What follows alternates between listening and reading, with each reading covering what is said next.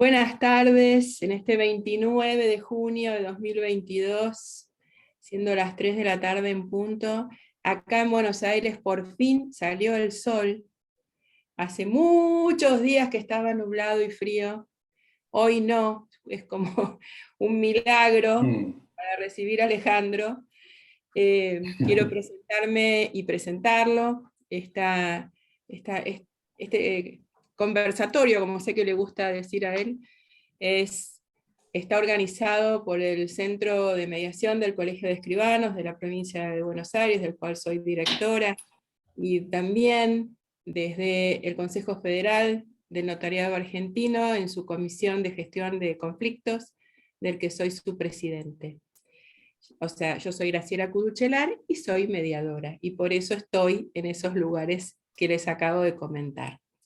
Y tengo el gusto y el enorme honor hoy de presentar a un maestro, a mi maestro, Alejandro Nató, abogado, mediador, especialista en conflictos públicos, máster en resolución de conflictos y mediación de la Universidad de León, España, máster en cooperación internacional y gestión de proyectos, Instituto Universitario Campus Teale, España, doctor en Derecho, Universidad Nacional de Mar del Plata, Argentina, profesor titular de Cátedra de Derecho Privado, Ciclo Básico Común de la UBA, profesor adjunto de Derecho Internacional de Derechos Humanos de la Facultad de Derecho de la UBA, presidente del Centro Internacional para el Estudio de la Democracia y la Paz Social, director académico del Instituto Latinoamericano del Ombudsman, coordinador de la Oficina de Gestión de Conflictos de la Defensoría del Pueblo de la Nación.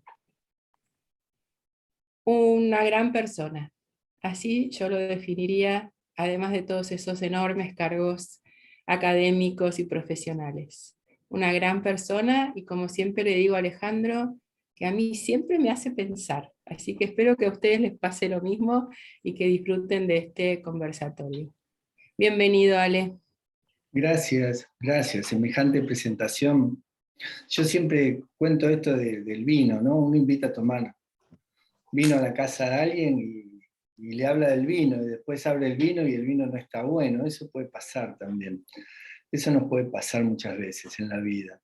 Así que bueno, esperemos que hoy podamos compartir algo bueno de reflexión. Gracias, Graciela, por lo que dijiste. Yo también tengo una consideración enorme hacia vos. Y si me permitís, quiero decirlo aquí. Creo que sos una de las que más aporta en el campo de la gestión constructiva de conflictos en nuestro país, y me parece que eso es mucho. No solo aportás conocimiento, sino organización, energía para construir siempre ideas nuevas, escenarios nuevos, promovés acciones nuevas, y bueno, todo eso, y que recorres el país. Creo que todo lo que haces es siempre algo que reconforta, que ennoblece al campo de la gestión constructiva de conflictos. Así que me encanta que tengamos este espacio de la Cátedra Libre de la Universidad de Mar del Plata, de la Universidad de La Plata, universidad en la cual estudió mi hija. La he ido a buscar muchas veces a Bellas Artes, y he palpado de cerca la importancia que tiene esa universidad, la importancia que tiene esa universidad en la Argentina, lo que es La Plata y lo que significa la universidad para La Plata también, y los altos profesionales que salen de esta universidad. Así que estoy encantado de estar en la Universidad Nacional de La Plata, contigo, en una cátedra libre, que esta es una de tus tantas ideas que vas promoviendo, como digo, habitualmente polinizando el campo de la gestión constructiva de conflictos. No es un término mío, es un término de Julieda, que es un mediador francés, y yo siempre se lo tomo porque me gusta mucho. Yo creo que polinizar es una de las tareas más lindas que podemos hacer en el campo de la gestión constructiva de conflictos, y vos sos una de ellas, de esas personas que poliniza. Acá veo muchas que también están en sintonía con eso, y estoy contento que participemos de un conversatorio donde lo que nos inspira en esta tarde es pensar juntos. Por eso, a diferencia de cualquier tipo de conferencia, no voy a compartir PowerPoint, voy a hablar, y voy a tratar de ser lo más conciso posible para poder conversar con los que participan aquí, con quienes nos acompañan, con las que participan aquí.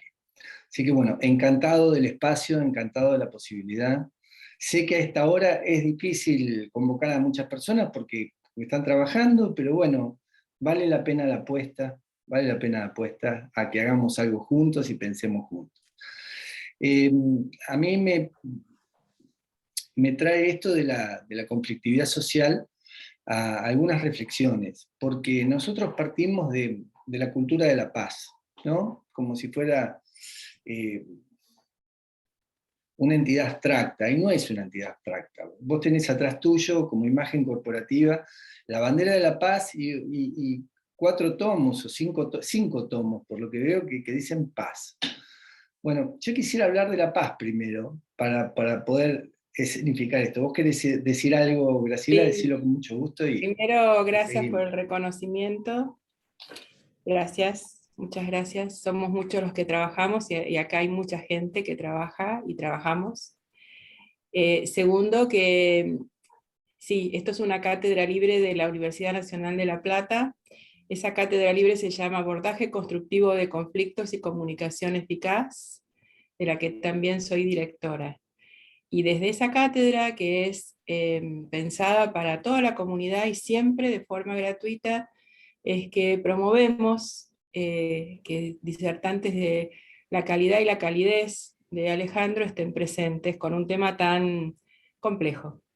Y sí, quería contarte que los tomos que estás mirando son los discursos de los premios Nobel de la Paz, que me los regaló Otón Pérez Fernández del Castillo, un notario mexicano, mediador privado, certificado número 1 de México. Y bueno, si ve esta grabación sabe que está en mi mayor afecto y que en mi corazón, y que le agradezco siempre todo lo que hacemos juntos. Mira, es un colega de Patricia Arechaga, que es nuestra certificada número 1 de la Argentina. Bueno, Claro, ay, qué bien, cierto. sí, Los claro. podemos juntar. Sí, sí, sí. Bueno, un placer enorme. Me Vamos, llamo vamos, Silencio. vamos arrancando sobre algunas, como me gusta decir a mí, algunas pinceladas gruesas, para luego pasar a- a poder hacer trazos más finos. Pero en esas pinceladas gruesas yo quiero decir que no es un tema menor hablar de la paz en un momento que hay guerra, o que hay muchas guerras invisibilizadas y una guerra muy visibilizada. Entiende esto, me parece que nos obliga a, a pensar siempre en nuestro campo. Si verdaderamente somos constructores de paz, cuando la infraestructura de la guerra, la infraestructura armamentística en el mundo es tan fuerte, tan potente, y nosotros estamos quizá aportando un granito de arena muy chiquito dentro de una especie de playa tan grande, ¿no?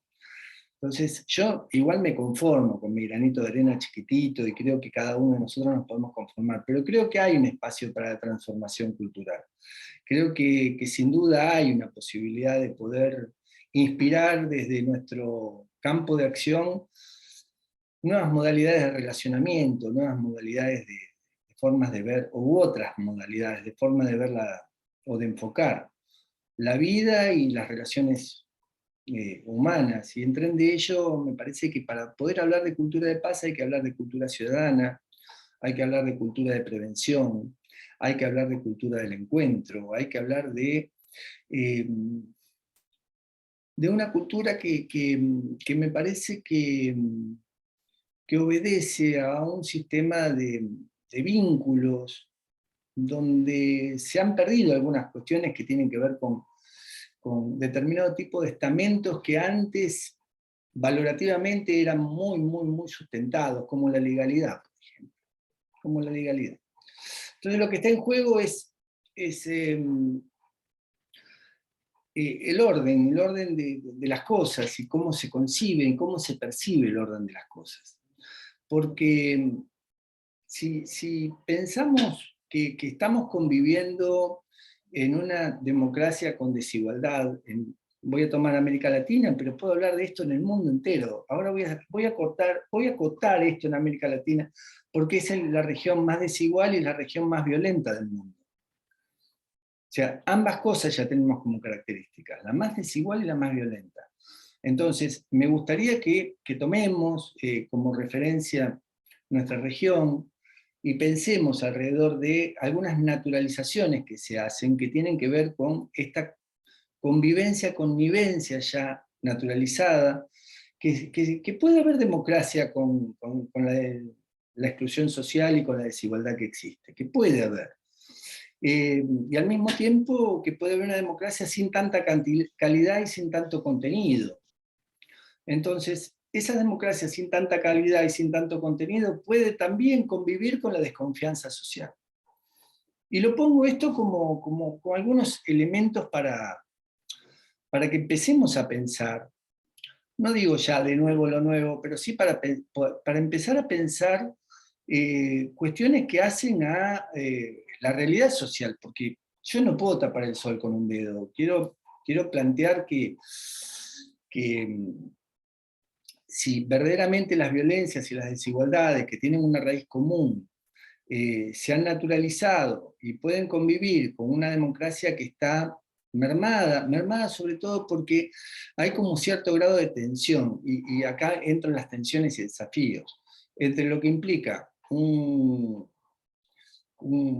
democracia representativa, lo que implica que el pueblo no delibera ni gobierna sino a través de sus representantes, y después vemos que puede acceder al poder determinado tipo de instituciones políticas, actores políticos, que son contrafácticos con esa lógica de aceptar las reglas de juego, naturalizar las reglas de juego, y sin embargo vemos que cada vez que asumen el poder, asumen con menos poder, por el grado de desconfianza, porque el establishment no se retira del poder, sigue teniendo poder, y porque, entre otras cosas, esas lógicas del establishment quizá lo pueda ejercer el poder desde un lugar mucho más efectivo, desde afuera del gobierno que desde adentro del gobierno. Entonces deja a algunos actores del gobierno abrazados a la institucionalidad, cuando en materia de relaciones de poder todavía hay mucho poder fuera de la estructura de gobierno. Entonces, ya no es un problema de tensión solo entre la democracia representativa y la democracia deliberativa, o sea, entre la participación ciudadana y una democracia con calidad y contenido, que podría llegar a ejercerla aquellos que teóricamente son designados para poder llevar adelante un destino, para poder conducir los destinos de un país, sino que esto está atravesado por lo global por un lado, por la financiarización, por la mundialización, por el endeudamiento y por los condicionamientos que aparecen a partir de esos endeudamientos. Y está perforado, por otro lado, por esos enclaves que pueden llegar a ser hasta miniaturizados y particularizados desde una minoría intensa, como aquellos que se juntan con un hombro con hombro circunstancial por una causa determinada. Entonces uno dice, bueno, ¿qué capacidad de respuesta a partir de la inercia propia de los representantes que están a cargo del gobierno, no quiere decir que tengan el poder, sino que están a cargo del gobierno, existe cuando los elementos que se tornan parte del debate público se tornan también desde las estructuras de poder que no están dentro del gobierno? Entonces ahí ya pongo un elemento que va a cruzar transversalmente esto de lo que es la tensión entre la democracia representativa y la democracia deliberativa, que es una tensión que la marca Gargarella, que la marcan muchos autores, pero la verdad es que, o que la marcan mismos los ambientalistas, cuando hablan del no extractivismo, o de las causas estructurales que dan vida a los conflictos dentro de lo que es la lógica de relación en lo que hace a la falta de interculturalidad, en lo que hace a la falta de una acción potente por parte del Estado para poder ponerle freno a los límites de las lógicas de las mafias, de la ilegalidad, del crimen organizado, etcétera, etcétera, etcétera. Entonces digo, hay entre la democracia representativa y la democracia deliberativa, que debería ser la participación ciudadana, con la bonomía, bueno, primero los límites naturales que le pone la democracia representativa a la participación. O sea, esto es, estamentos no vinculantes donde parecen trámites donde se tienen que cumplir como si fueran trámites meramente administrativos y la gente no es escuchada como debería ser escuchada. Ni siquiera le contestan lo que le deberían contestar cuando todas las normas dicen que hasta en una audiencia pública tienen que todos los postulantes en esa audiencia pública, digan lo que digan, tienen que tener algún tipo de contestación, ni siquiera se cumple con ese requisito. Porque cuando hablamos de legalidad no hablo solo de legalidad y legalidad a partir de las estructuras propias del crimen organizado, las mafias, o mismo esto de lo que puede llegar a ser el vínculo del consumo de sustancias que va de la mano con la cantidad de clientela que va aumentando a partir de también este nuevo negocio que se instaló desde hace unos cuantos años en América Latina, pero cada vez se territorializa más. Que no es el narcomenudeo solamente, sino es el narcotráfico. Entonces, estas pequeñas cosas que tienen nuevas reglas de poder, otras lógicas de relación, otras lógicas también de reparto del sistema de cooptación, de captación, de institucionalidad, y esto que no se habla generalmente cuando se habla de conflictividad, forma parte de la conflictividad. Entonces, si yo quiero hablar de la cultura de la prevención, de la cultura del encuentro, de la cultura de la paz, de la cultura de la legalidad, no puedo dejar de ver cuáles son las causas estructurales que dan vida a todos los conflictos que tenemos, que dan vida a todos los conflictos. Entonces, una democracia deliberativa cada vez más restringida por la democracia representativa, y una democracia representativa cada vez más limitada por dinámicas de poder que son paralelas a los que representan a quienes los han votado para poder ejercer el poder. Y estos dos cruces que hago, en tensiones y fricciones que puede llegar a tener el propio sistema, hace que nos obligue a pensar, bueno, ¿cuánto se puede hacer dentro de lo que es esta naturalización en la cual estamos compartiendo y conviviendo de desigualdades, violencia y a su vez falta de una institucionalidad que realmente represente lo institucional? O que no tenga el poder suficiente como para representarlo. Porque si los países están endeudados, achican sus presupuestos. Si achican sus presupuestos no pueden cumplir con los estándares mínimos de lo que es los derechos económicos, sociales y culturales, de los cuales están obligados los estados a cumplir. Entonces uno dice, bueno, el artículo 75, inciso 22 de nuestra Constitución y de otras, en las cuales la normativa internacional de los derechos humanos tiene casi el mismo rango jurídico normativo, en algunos países tienen un rango menor, en otros países de América Latina tienen el mismo rango jurídico normativo, igual que de hecho en la Argentina, por el artículo 75, inciso 22 de la Constitución, que la propia Constitución forma parte del bloque de constitucionalidad. Y digo, y eso que forma parte del bloque de constitucionalidad, uno puede decir, es un saludo a la bandera, porque si los recursos son finitos, bueno, no hay para poder darle a todos todo lo que piden. Y la verdad es que esto es una especie de verdad de perogrullo, porque no hay, porque en verdad no discutimos por qué no hay. O sea, no vamos a la raíz del problema, vamos simplemente al episodio, no al epicentro, como le gusta decir a Lederach. Entonces a mí me parece que si vamos a hablar de conflictividad social tenemos que poner algunos temas arriba de la mesa sin creer que no se puede transformar la realidad, sin creer que no se puede aportar desde nuestros granitos de arena un aporte sustancial a un cambio social profundo. Lo que sí creer, o por lo menos lo que sí tenemos que hacer es salir del naifismo de creer que con lo nuestro solo alcanza. Entonces, en este sentido, quiero problematizar el campo de la gestión constructiva de conflictos, porque a veces, desde instituciones macro, como Naciones Unidas, o la OEA, o el Centro Carter, donde me tocó participar.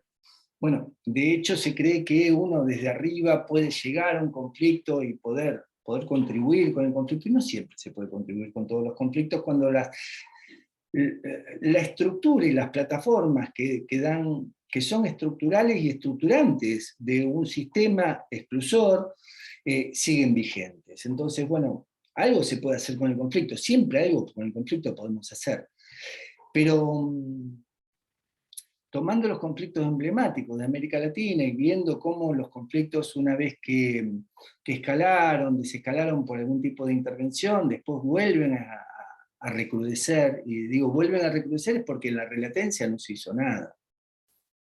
Y cuando digo en la relatencia no se hizo nada, es que no se tocaron ninguna de todas las raíces del árbol. No se tocaron ninguna de las causas raigales que dieron vida a esos conflictos. Y tomo dos países muy concretos, acá la veo a Variña, que es la presidenta del Colegio de Mediadores de Chile, me encanta que esté aquí Variña, y yo sé claramente que el conflicto de Chile, que tenía que ver con las desigualdades, especialmente en lo previsional, en el hábitat, en materia de salud y en materia de educación, que estuvieron en las calles en 2019 y con una represión inusitada.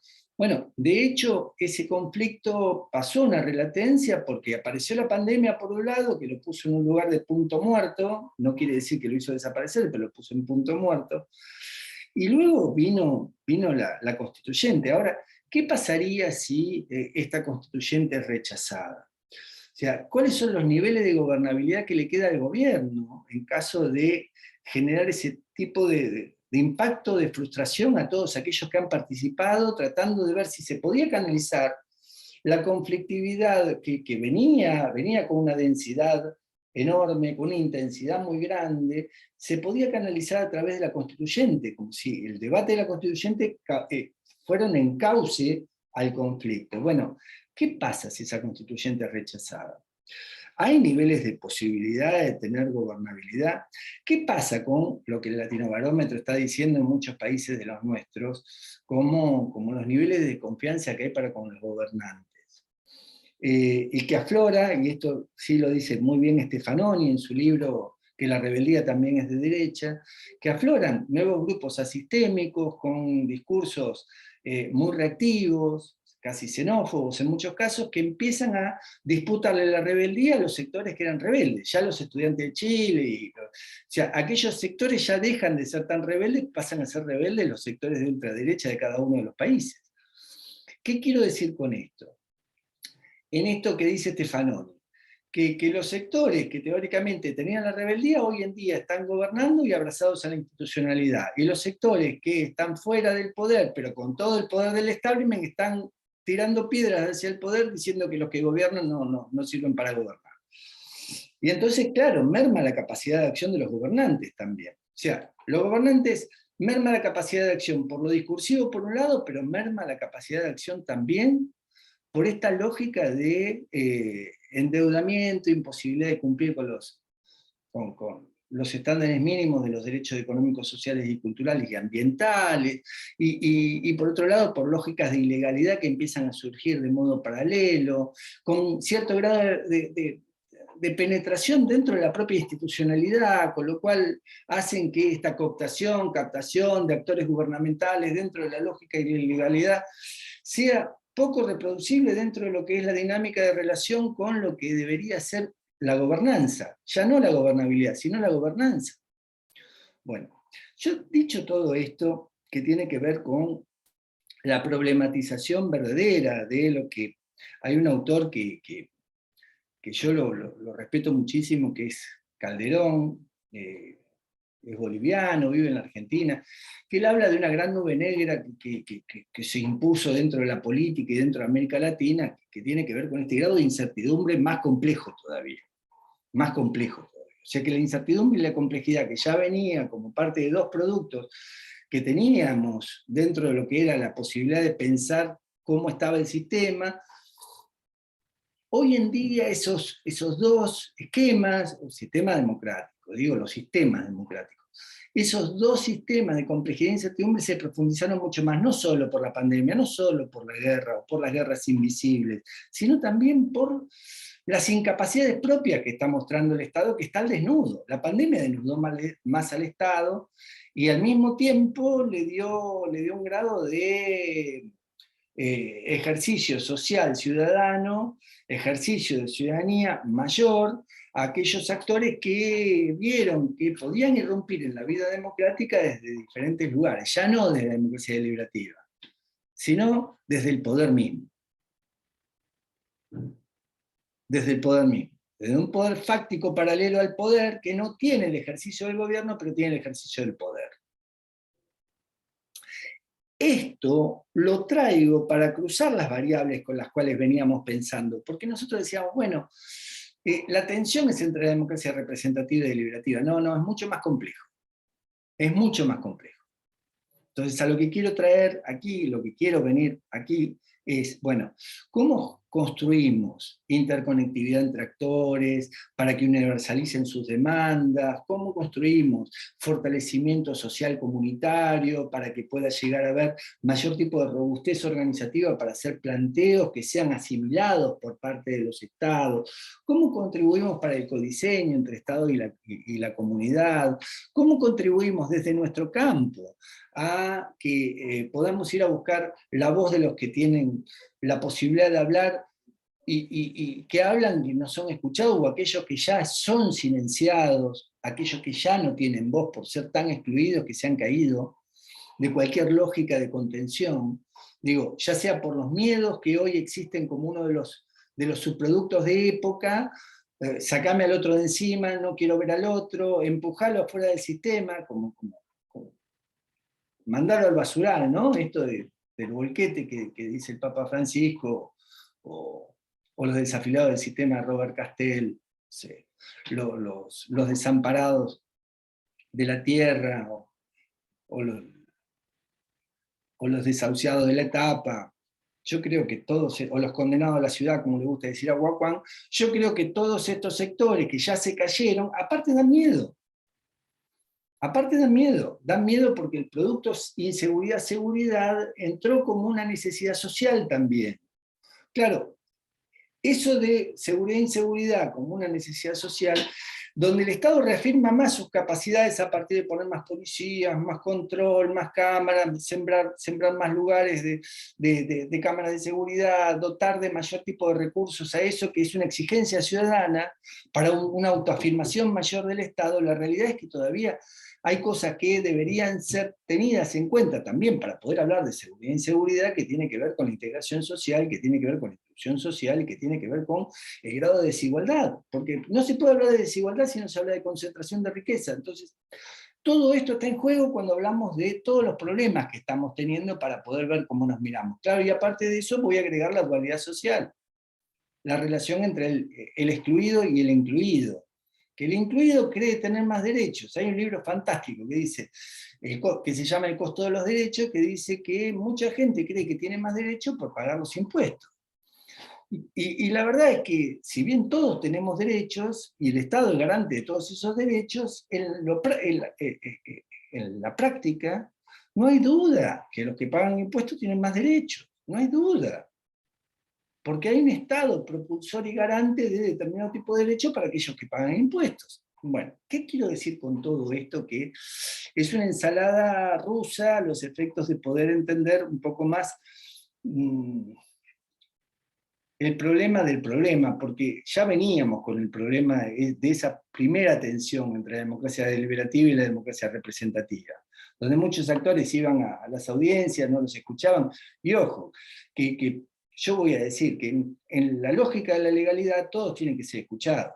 Los niños tienen que ser escuchados por la Convención del Niño, los actores, o sea, el artículo 12 de la Convención del Niño dice que tienen que ser escuchados los niños, las niñas y los adolescentes. El Acuerdo de Escazú dice que todos los afectados por los temas de cuestiones socioambientales tienen que ser escuchados. El convenio 169 de la OIT trae la necesidad de escuchar a los indígenas cuando algo tiene que ver con ellos.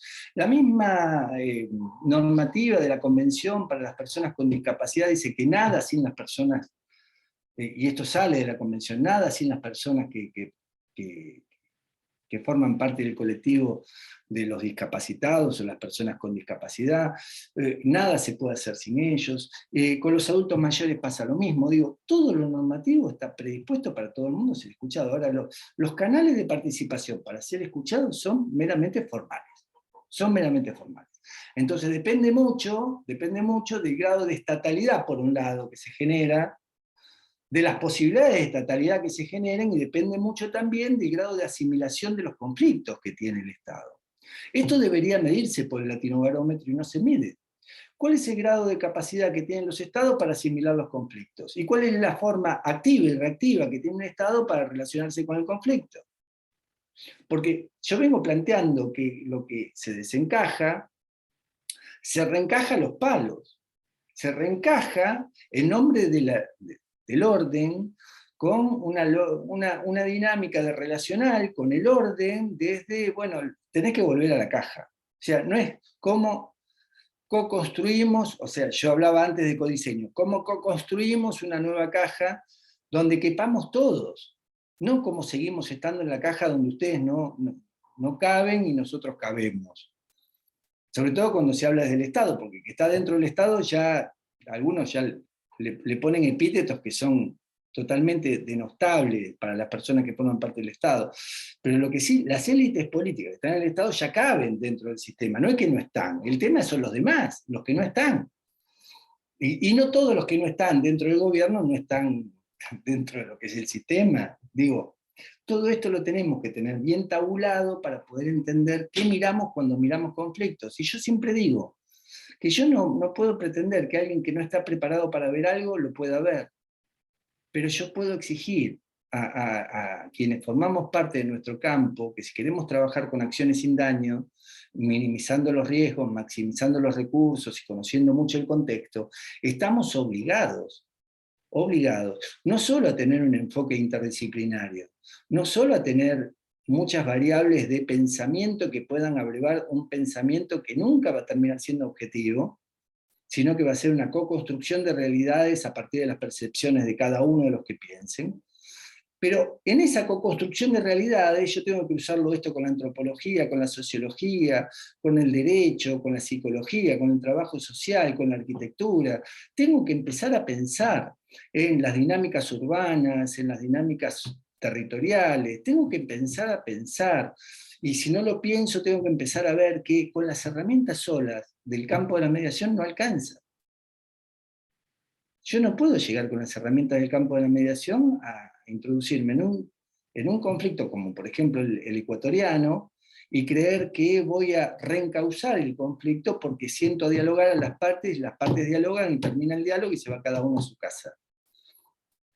Porque esto que aprendimos nosotros quizás no alcance para entender cómo se trabaja en su integralidad el conflicto social. Y cómo una serie de recursos interconectados tienen que estar dispuestos para poder intervenir en el conflicto social. O sea, no es solo el operador del conflicto, no es solo la capacidad dialógica, no es solo el enfoque dialógico, sino cómo muchos que forman parte de las estructuras de la dinámica de la relación con la ciudadanía tienen que estar predispuestas, articuladas y al mismo tiempo tienen que estar lo suficientemente sostenidas dentro de lo que es un esquema de intervención. Por eso digo, cuando intervenimos en el campo de lo social, tenemos que tener una mirada macro y una mirada micro. Tenemos que apuntarle a los microconflictos porque indudablemente en la intervención de los microconflictos vamos a tener la posibilidad de después prevenir que el cúmulo de microconflictos se tornen en un macroconflicto, pero también tenemos que trabajar el campo cultural, el campo de la cultura social. Por eso yo hablaba de la cultura de la prevención, del encuentro y de la legalidad cuando hablaba de cultura de paz.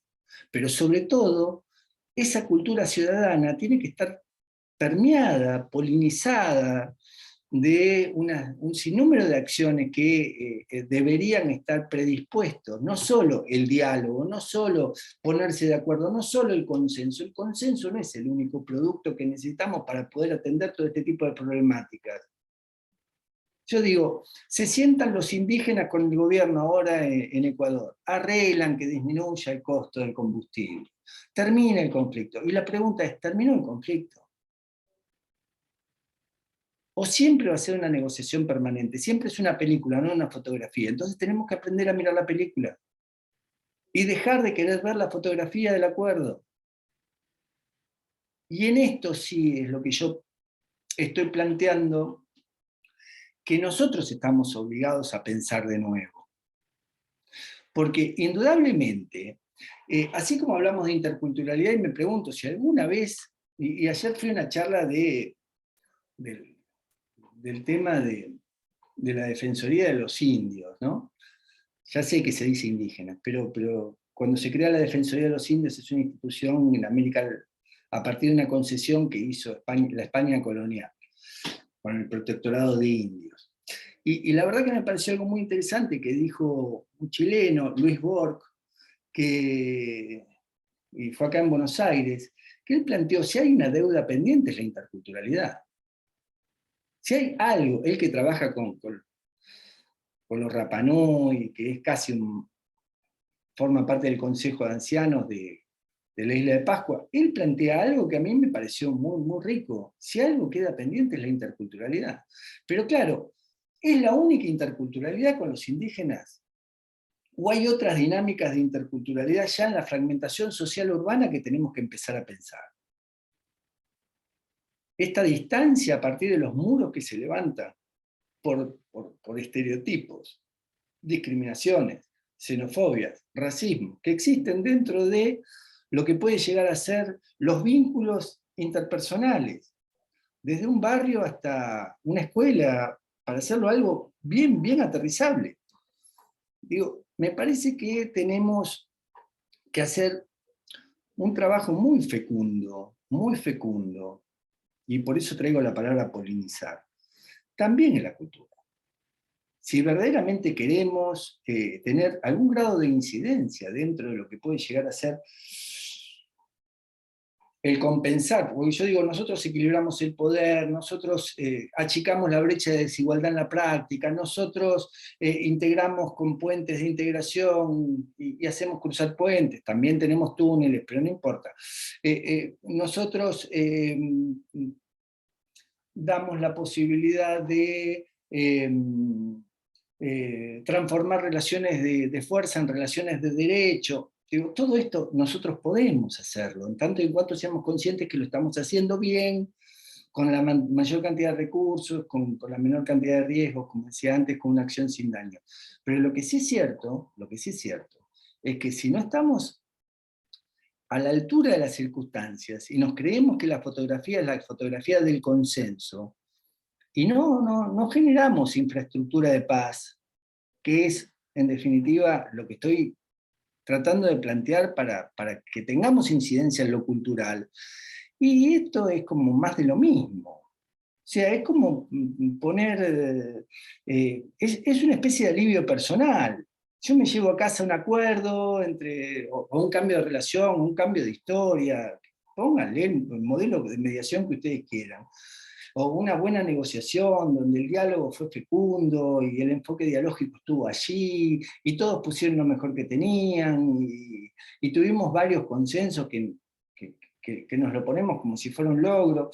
Y la verdad que con eso solo, ante la problematización de la cuestión social, creo que no alcanza. Por eso digo, o incidimos en la cultura, y podemos tener algún grado de contrapeso desde la cultura, o nuestro campo es muy limitado para poder trabajar el ámbito de la conflictividad social. Por eso creo que si pensamos en la integralidad, si pensamos en combinar la relación entre lo macro y lo micro, si trabajamos los microconflictos sabiendo que estamos generando incidencia hacia lo macro, y al mismo tiempo cuando pensamos lo macro tenemos la capacidad de ver los microconflictos que están allí.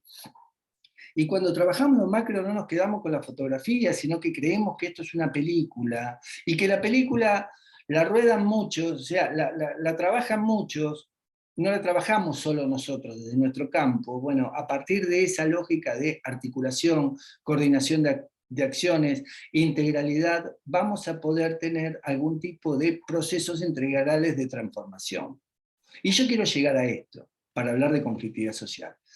¿Por qué? Porque si no nos pasa lo que pasó en Ecuador, que el mismo conflicto 2 años después se vuelve a la carga, pero con mayor tipo de recrudecimiento. Permítanme esta palabra, pero la palabra recrudecimiento es con mayor intensidad, con mayor voltaje y al mismo tiempo con más desazón por parte de aquellos que estaban allí. Cuando yo decía, bueno, si les rechazan la Constitución, cuando dentro de 2 meses vote el pueblo chileno, y hoy las encuestas dicen que la van a rechazar.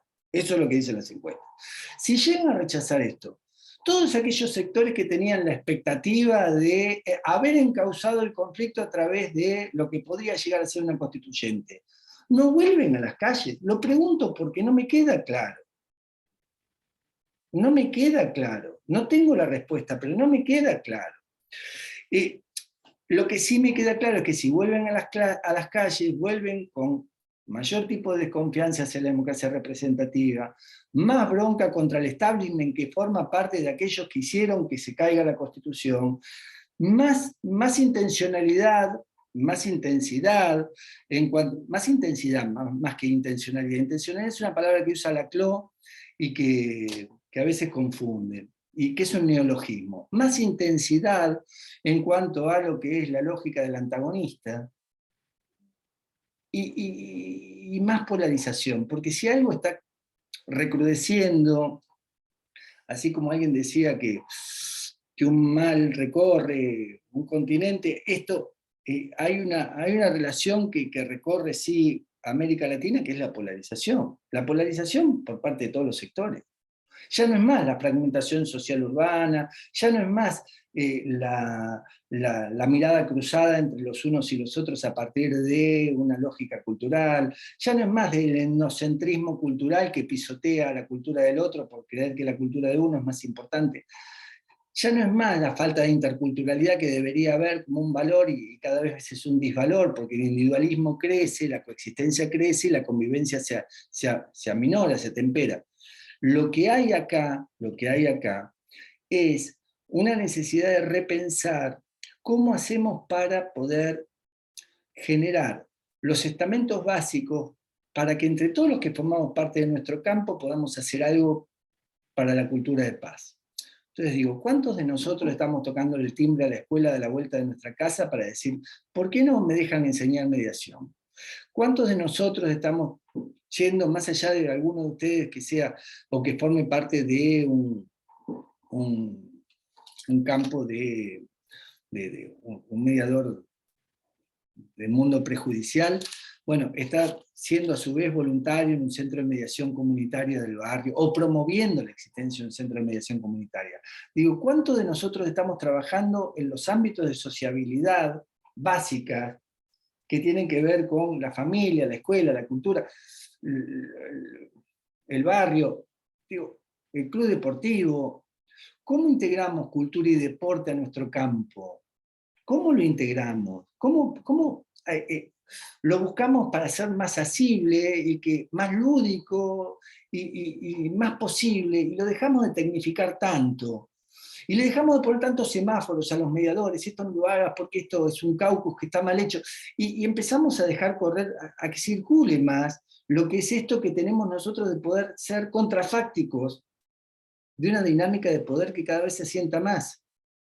Digo, no hace falta ir al armamentismo, no hace falta hablar de la guerra, hace falta ir al barrio, nada más, y ver cómo nos discriminamos, ver cómo nos distanciamos, ver cómo se trata uno con el otro, cómo se miran por la ropa el uno con el otro, o la una con la otra, y al mismo tiempo cómo naturalizamos que esto sea parte de nuestra vida comunitaria, cómo nos enrejamos, cómo levantamos muros entre los unos y los otros. Entonces, yo tengo una amiga que se llama Liliana Carvajal que tiene una pregunta que es muy buena, que dice, bueno, la pregunta de fondo es, ¿cómo hacemos para seguir viviendo juntos a futuro?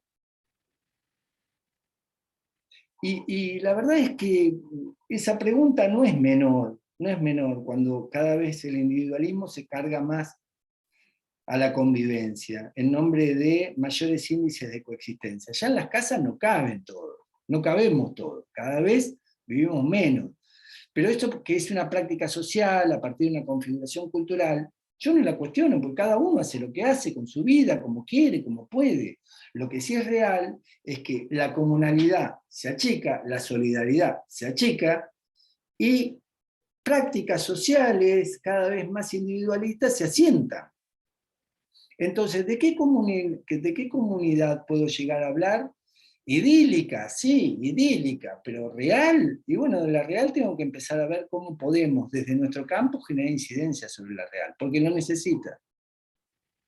Porque de hecho puede ser contrafáctico una cultura social que se está imponiendo y que cada vez discursivamente se asienta más una lógica de el individualismo, el salvate vos, y etcétera, etcétera, etcétera. Que esto, yo no me meto con las ideologías, pero sí me meto con lo que está en el fondo de la ideología. Porque creo que lo que está en el fondo de la ideología es cada vez seamos menos solidarios para con el otro, o con las otras personas. Entonces, vuelvo. ¿El otro es un legítimo otro que está dentro de mi sistema?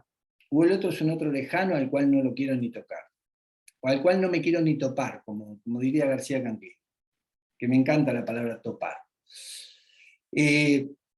Bueno, y esa es una discusión enorme que tenemos que tener en nuestro campo. ¿Y cómo hacemos para incidir en cultura? Yo creo que yendo a los niveles de sociabilidad primaria, escuela, familia, los campos educativos, los campos deportivos, allí donde están las personas, donde están las relaciones humanas, y ver cómo podemos aportar desde allí. Me parece que por ahí va hacer un poco más robusto nuestra incidencia social frente a lo que puede llegar a ser la macroconflictividad. No con esto vamos a resolver los macroconflictos, pero sí vamos a contribuir para tener una sociedad que apunte a que las generaciones venideras puedan llegar a tener algún grado de valores que sean todavía dignos de ser muy, muy valorados, como parte de una comunidad, como parte de una sociedad. Bueno, por ahí van las pinceladas generales dentro de lo que yo quería transmitirles a ustedes, que me parece que tiene que ver con lógicas de conflicto, con lógicas de la conflictividad social, pero a su vez que se relacionan con las configuraciones culturales y con las prácticas sociales. Y a su vez se relaciona con lo que es la cultura de la prevención. No podemos hablar de cultura de paz si no hablamos de cultura de prevención. Y esa prevención primaria, a la cual estoy haciendo referencia, tiene que ver con una acción sin daño, tiene que ver con esto de maximizar nuestros recursos, minimizar los riesgos, conocer mucho el contexto y profundizar la problematización del contexto. No es una fotografía, esto es así porque es así. No, es así pero puede cambiar. Y es así, y nosotros ya estamos en condiciones de hacer aportes sustanciales para que cambie de algún modo una mirada cruzada que hay para con la otredad, con la alteridad. Creo que tenemos mucho para dar y todavía no estamos dando todo. Y en este sentido, bueno, hago algunos planteos o llamamientos de atención a nuestro campo, decir, bueno, creemos que con lo que sabemos alcanza. Creemos que haciendo un curso de mediación alcanza. Seguimos reproduciendo herramientas y creemos que eso alcanza. Lo traigo porque me lo pregunto y lo quiero compartir con ustedes, no por otra cosa. Me lo pregunto y cada vez que yo intercambio con muchos grupos, con muchas comunidades, voy de un lado para el otro, aprendo de la gente y digo, a veces la gente te lo dice, que nosotros estamos enfrascados en un modelo en el cual vamos con lo nuestro y creemos que con eso está. Y la verdad que con lo nuestro solo, yo no digo no hacemos nada, hacemos, pero no sé si hacemos la diferencia. Y con esto no genero desesperanza. Digo, hace falta hacer mucho más. Si verdaderamente queremos tener algún grado de incidencia cultural, hace falta hacer mucho más. Y hay que ir a los niveles de socialización primaria para poder hacer más, que es donde está la cultura social. Es donde podemos verdaderamente generar una cultura de prevención, pero una cultura de la paz. Y trabajar más la xenofobia, el racismo, la mirada cruzada para con la alteridad, es trabajar más el escuchar, es trabajar más el comprender, el escuchar, el escuchar, el escuchar y el comprender, comprender, comprender. Y me parece que por ahí pasa la diferencia. Y esto no quiere decir que los que trabajamos no hacemos cultura de paz, ponemos nuestro granito de arena en la playa, pero yo creo que nuestro granito de arena en la playa no alcanza para hacer la diferencia. Bueno, por acá voy y me gustaría que abramos una charla, porque esto de afianzar vínculos, interconectar actores, entender desde que con el Estado solo no alcanza, y al mismo tiempo buscar alternativas posibles para generar mecanismos de transformación son necesarios. Creo que estamos en una etapa donde debe resurgir un mayor grado de esperanza y de posibilidad de cambio. Pero de cambio no de cambio de estructuras, porque eso le corresponde a la política, pero sí de cambio social. Y el cambio social nosotros podemos incidir mucho. Yo creo que haciendo pie en la educación, haciendo pie en la cultura social vamos a poder hacer algún grado de transformación mayor. Sobre todo, estamos preparados para eso. Estamos preparados para eso. Creo que si algo hemos hecho hasta ahora, es prepararnos para poder generar algún tipo de incidencia y no quedarnos satisfechos con somos hacedores de paz simplemente porque llegamos a un acuerdo en un conflicto determinado. Si no, insisto, nos quedamos siempre con la fotografía, y esto es una película, donde está cruzada por muchísimos intereses. Por muchísimos intereses. No solo los intereses de las partes, muchísimos intereses. Bueno, yo dejo abierto para que podamos empezar a dialogar. Les pido disculpas si le hice un poquito larga, pero me fui dejando llevar. No, muy interesante, Ale, la idea. Te digo que el chat explota, está lleno de intercambios, y eso es muy lindo también, ¿no? Los intercambios paralelos entre los participantes y las participantes mientras vos hablás. La sugerencia sería, si a vos te parece bien, que levanten la mano, porque es mucho lo que han puesto, y si alguien quiere conversar, porque esto es un conversatorio, tenemos hasta las 4:30 en punto, ahí ya cerramos. Tenemos un rato. Si alguien quiere levantar la mano, la voz, Gachi. Buenas tardes a todos. Estaba muy atenta y encantada escuchándolo, doctor Nató, es un gusto. No alcanza con la mediación, no alcanza con hacer cursos de mediación. Yo creo, estaba leyendo el chat de mis compañeros y escuchándolo a usted al mismo tiempo, que la mediación debería ser un puente, entre otras tantas cosas que debería, porque hay cosas que nosotros no podemos cambiar con una simple mediación, pero nosotros podríamos ser la voz de determinados grupos y contarle a los que gobiernan que están ocupados en lo urgente y no en lo importante, como si fueran bomberos apagando incendios, mientras tanto pasa y no pasa lo que no pasa.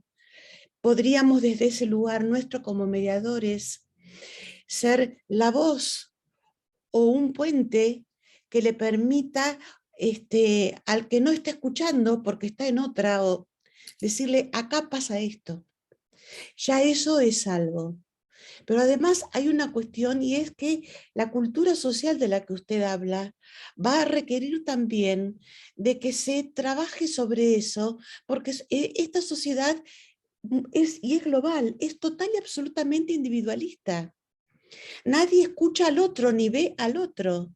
Entonces, yo como mediadora, no me alcanza con ir a un espacio de mediación y resolverle el conflicto a alguien y volverme contenta a mi casa, si también veo que enfrente de mi casa hay gente que está con un problema y no hago algo, no me acerco y no los escucho, porque la cultura de la paz no está solamente limitada a una mesa de mediación, tiene que ver con una actitud de vida, que uno aprende también con la mediación o mejora a través de la mediación.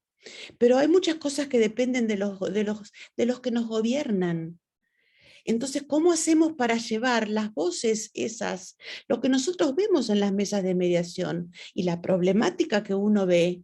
¿No? Porque uno le resuelve el problema a Juan y a María, pero también ese problema lo tienen paralelamente Pedro, Luis.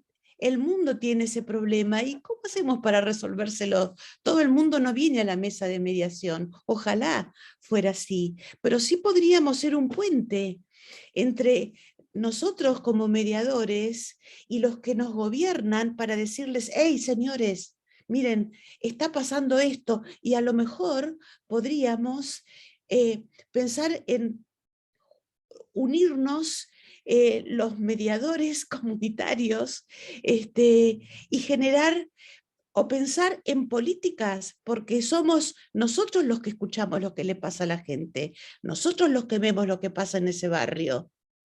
Y a lo mejor trabajar con instituciones primarias y poder colaborar así con la cultura de la paz, si no son discursos.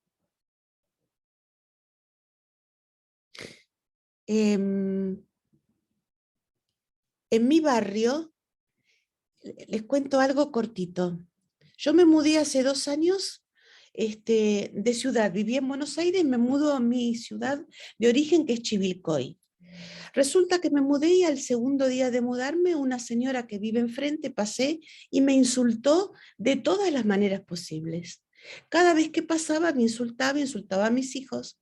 Entonces pregunté por qué. Y mis vecinos me dijeron, es loca. La policía venía 3 veces por semana a esa casa, a todas las horas, había gritos, se gritaban mutuamente. Un día yo llego de mi escribanía y cuando bajo del auto veo que ella se me acerca. Reconozco que sentí miedo, porque lo único que hacía cuando me veía era insultarme. Pero yo le dije, hola, buen día, y le sonreí. Y entonces ella intentó contarme, porque alguien le había dicho que yo era escribana y era abogada, aunque ejercía escribanía, algo que le habían hecho que después me enteré que era verdad, que era real, ¿no? Y simplemente la escuché. Y ella me dijo, porque me dicen que estoy loca, y yo le dije, no, usted está loca. El problema es que no la escucharon. Y le están haciendo daño porque no le escuchan. Tiene razón. Cuénteme, cuando yo tenga tiempo, venga a casa y cuénteme. ¿Saben que nunca más insultó a nadie? Que nunca más vino la policía. Hace 2 años que la policía no viene a su casa. No se pelea más ni con el marido, no salen a la calle a los gritos. No insulta ni a mi vecina, ni a mi hija, ni a nadie. Y a veces, de vez en cuando me ve cruzar y yo le hago hola, sí, se da cuenta de que puedo escucharlo un rato, algo me cuenta, a veces mucho no le entiendo, pero yo la escucho e intento escucharla. ¿Mm? Y entonces tenemos que tener una actitud y tal vez, como usted dice, ir a los distintos estamentos y enseñar en los colegios a escuchar al otro, a que el otro existe. Y cuando el otro existe y uno lo escucha, cambia, no solamente cambia ese otro, cambia el entorno, cambia el contexto. Y creo que para eso es buena la mediación. Y para eso tendremos que trabajar los mediadores. Gracias por escucharme. Gracias, Gachi. Cintia, no sé si querés decir algo, Alejandro, o voy pasando las manos. No, vamos pasando las manos, vamos escuchándonos, y bueno, después es un conversatorio, vamos charlando entre todos. Quien quiera seguir, y cada uno va aportando, como si fueran capas integrales acumulativas. Ahí está. Yo voy por cuadradito para que no se me pierda nadie, ¿eh? Así que la veo a Cintia primero, Cintia Arteaga de México. Muchísimas gracias. Gracias a ambos, maestra Graciela. Hijo de su. Primero que nada quiero agradecerles. Soy becada de este curso de mediación de voluntad, en el cual pues se trabaja todo lo relativo a los conflictos, a de qué manera podemos trabajar. Al maestro Alejandro lo he escuchado. Siempre que tengo oportunidad me inscribo porque efectivamente nos deja como con preguntas de autorreflexión. ¿Para qué estudio tanto o para qué trabajo tanto si no implemento lo que estoy haciendo? Y si ya lo estamos haciendo, ¿de qué manera se puede hacer? Entonces, cuando habla de red, y ahorita que nos da el uso de la voz, lo vuelve a confirmar. Aquí lo bonito o lo integral es que juntos vayamos uniendo la información y así poder generar y gestionar opciones de solución, que pese a que creemos que por un curso o por estudiarlo como tal, como una profesión, pero la práctica es lo que realmente hace la diferencia. Para mí, cuando yo llegué a leer su libro Mediación Comunitaria junto con la maestra Gabriela y la maestra Liliana Carvajal, me transformó mi forma de pensar respecto a la mediación. Soy de carrera abogada y pues de cierta manera siempre se trata de ver de qué forma puedes ganar el conflicto en el que se encuentran las partes que te están contratando. Cuando conozco la mediación fue un cambio de paradigma total donde tratas de integrar la estabilidad. Sigues leyendo, sigues adentrándote en las necesidades y te das cuenta que en realidad no podemos echarle la culpa ni al gobierno, ni al clima, ni a nada, sino qué puedo hacer con lo que ya tengo, con las herramientas que tengo en las manos. Es por ello que a mí escucharle siempre me causa demasiada gratificación, porque no importa, así lo he considerado, que siempre habla de esta red de telaraña, que no importa tu cargo, sino que simplemente que se vayan conectando y saber que aunque estemos en distintos países o en distintas ciudades, nos podamos apoyar o ayudar en los más necesitados, ya que al final el cambio social se va a dar siempre y cuando implementemos esta difusión. Relativo a los conflictos comunitarios donde trabajo, quizás no tenían tanto impacto como una cuestión familiar, como una cuestión civil o como una cuestión mercantil. Pero si lo vemos desde otra perspectiva, el atacar o el enfocarse en el área comunitaria te va a ayudar a que en las demás áreas se pueda ir cesando esa explosividad del conflicto, porque ayudas a las personas a concientizar. Por ejemplo, un conflicto que sea cuestión vecinal del ruido, que cada familia en las casas continuas creemos que tenemos derecho de poner la música en el volumen que queramos y porque es mi casa. Y cuando empiezan los conflictos te das cuenta, o cuando una vecina llama a su otra vecina de que es insoportable, se aprenden a escuchar y en muchas ocasiones con las herramientas específicas y la voluntad de las partes se puede generar opciones de solución y es un cambio el que se da dentro del entorno donde se está viviendo. Y hasta esos vecinos son más empáticos con las personas que están a su alrededor. Entonces, considero que sí, en gran parte, la mediación escolar o educativa para ayudar a fomentar a los niños los puntos de empatía, escucha activa, todo lo relacionado con vincularse de forma positiva o pasiva. Y en el ámbito comunitario, para ayudar a concientizar a las áreas, las posibles soluciones o las posibles herramientas que podemos juntos desarrollar para buscar y gestionar nuestras mismas emociones. Muchísimas gracias. Saludos. Gracias, Cintia. Verónica Pacheco. Muchas gracias, buenas tardes a todas, a todos, Ale. Hola, realmente siempre que te escucho me interpela, ¿no? Me interpela escucharte, me interpela hasta dónde podemos llegar con el tema de cultura de paz. Y estaba pensando en que muchos de los países en los que vivimos de América Latina, tenemos estructuras coloniales, ¿no? Y que en esas se han enquistado esas estructuras coloniales y en estas estructuras coloniales hay una construcción de ciudadanías de primera, segunda, tercera, ¿no? Entonces, ¿Cómo podemos hablar de una cultura ciudadana si ni siquiera se reconocen los derechos de algunos ciudadanos, ¿no? De muchos ciudadanos? Por otra parte, estas naturalizaciones de las que hablas, ¿no?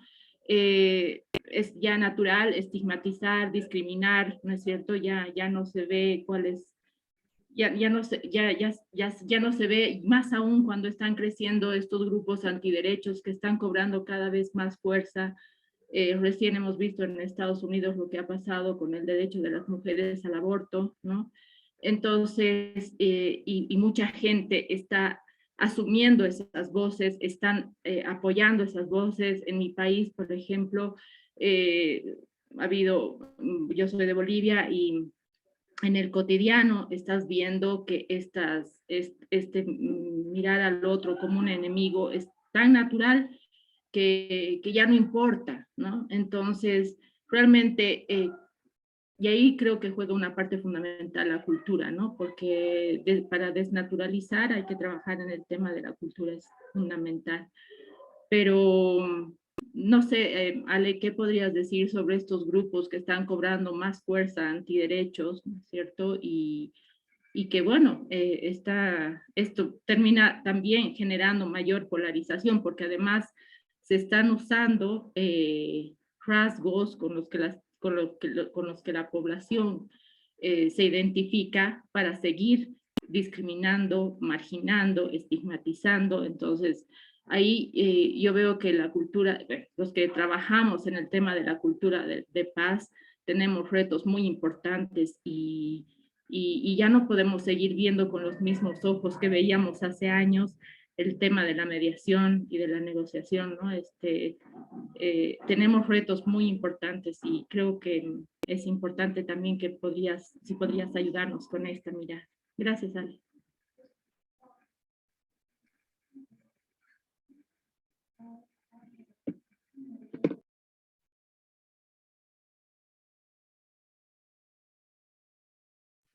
Graciela, ¿estás?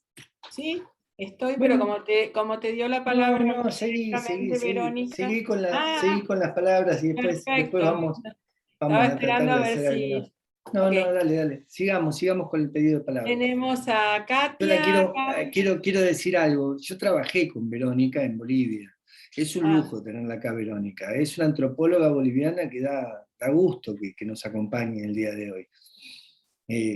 Insisto, muy poca gente en América Latina tiene la experiencia de trabajar en conflictos interculturales como ella, de conocer el tema. Trabajó muchísimos años en la Fundación UNIR de Bolivia. Realmente es de lujo tener la voz de ella aquí con nosotros. bueno, sí, la verdad que es un honor. Muchas gracias por acompañarnos, Verónica, hoy. Y bueno, le doy la palabra entonces a Katia Campos y te escuchamos, Katia. Hola, muy buenas tardes. Un placer, agradecida por permitirme estar acá en este espacio y, bueno, tener el lujo de escuchar a Alejandro, que siempre es realmente un privilegio. Yo solo quería hacerles un comentario así chiquitito. A veces nosotros, cuando estamos ante personas que tienen la posibilidad de disponer, de tener poder de decisión, creemos que ya hay temas que abordan, que conocen y que están agotados. Por ejemplo, y les cuento esto porque hace poco tuve una experiencia que fue muy gratificante, y es que, bueno, yo en Costa Rica fui jueza, ya estoy jubilada, y bueno, ahora de pleno tratando por todos los medios de trabajar en temas de mediación y un poco involucrándome, capacitándome y bueno, dedicando mi tiempo lo más que puedo. Pero como estuve en la corte siendo jueza, entonces obviamente cuando uno está en la institución tiene muy pocos amigos litigantes que puedan ayudarlo, auxiliarlo a uno cuando está en situaciones difíciles. Y resulta ser que un compañero magistrado, ¿verdad?, uno de los cargos más altos, vino y tuvo un accidente de tránsito. Entonces vino y me buscó para trabajar en el proceso judicial. Cuando esto sucede, veo yo, bueno, pero antes de pensar en eso, ¿por qué no nos sentamos y tratamos de conciliar y llamamos a la aseguradora? Y yo lo vi todo como muy sencillo, ¿verdad? Muy natural. Y él estaba sorprendido y asustado, no, pero es que obviamente él tiene un fuero diplomático por su alto cargo. No, pero es que esto me va a generar problemas. Y a mí me sorprendió mucho porque en el cargo que él tenía, pues era para que tuviera total dominio, ¿verdad?, de la aplicación de la ley de resolución de conflictos en el país. Y resulta que no.